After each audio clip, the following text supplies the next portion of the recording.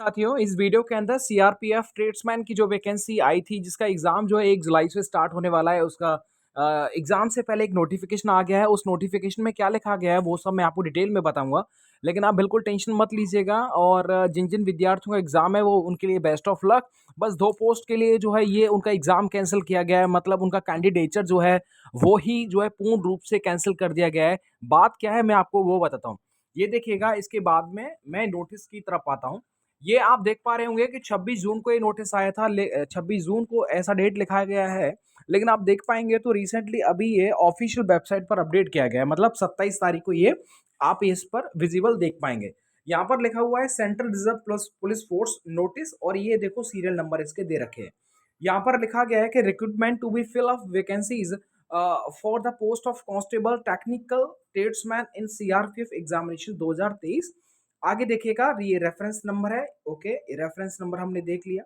अब देखिएगा, यहाँ पर लिखा गया है कि it is to inform that due to cadre review of group C tradesman 3 vacancies of constable washer woman, यानी फीमेल की जो 3 वैकेंसी थी वॉशर वुमन के अंदर और 13 वैकेंसी सफाई कर्मचारी फीमेल के लिए, यानी दोनों ही कंडीशन में ये महिलाओं का नुकसान हुआ है, पुरुषों का नहीं हुआ। ऐसे में इसे समझा सकता हूँ।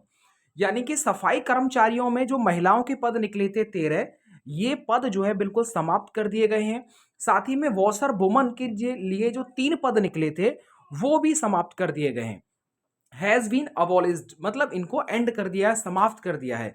आगे लिखा गया है कि इन view of above CVT of above post will not be conducted, मतलब जो ये सफाई वाला पोस्ट महिलाओं के लिए सफाई कर्मचारी है, वॉशर वुमेन है, ये दोनों पोस्ट जो हैं वो अब सीवीटी देने नहीं जाएंगे। जिन्होंने भी फॉर्म भर दिया है, जिनका भी एडमिट कार्ड आ गया है, उनको पेपर देने नहीं जाना है, क्योंकि ये पोस्ट ही खत्म कर दी गई हैं।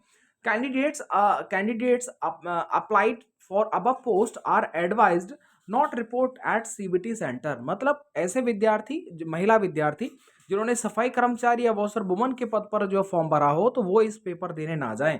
Admit card issue to them may be treated as cancelled, यानी कि एडमिट कार्ड अगर उनको भेज भी दिया गया है तो उसे कैंसिल ही माना जाएगा। एग्जाम सेंटर पर जाने का कोई मतलब नहीं बनता है। अब आपके मन में एक सवाल होगा कि क्या सर, हम अब जो है ट्रेड टेस्ट, ये जो ट्रेड है, इसे हम चेंज कर सकते हैं क्या? देखिए, अब तो आप नहीं कर पाएंगे, क्योंकि इसका फॉर्म भर चुका है और इसका एग्जाम जो है 1 जुलाई से होने वाला है। तो ऐसा तो अब तो नहीं हो सकता, मैं आपको रियलिटी बताता हूँ। अब तो नहीं हो सकता कि हाँ, लेकिन एक तरीका ऐसा बिल्कुल आगे भी कर सकते। देखो, करने वाली बात है, होने को बहुत कुछ हो जाएगा।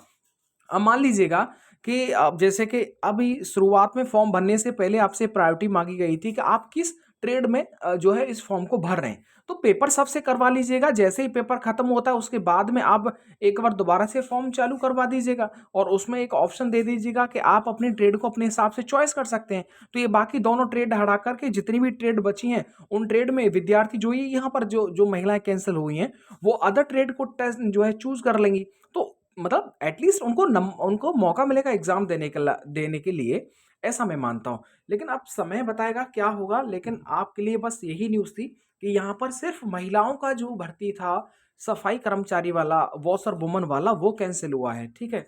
और पुरुषों का नहीं हुआ है, ये बात क्लियर है। पुरुषों का वैकेंसी क्लियर नहीं हुआ है, इसको ध्यान रखना। यानी यहाँ पर 13 वैकेंसी और यहाँ पर 3 वैकेंसी, मतलब 16 वैकेंसी जो है वो कैंसिल कर दी गई हैं। बस एक नया अपडेट था। चैनल को सब्सक्राइब कर लीजिएगा अगली वीडियो के नोटिफिकेशन के लिए, जो रिलेटेड होगा मध्य प्रदेश पुलिस और यूपी पुलिस से लेकर के। Thank you.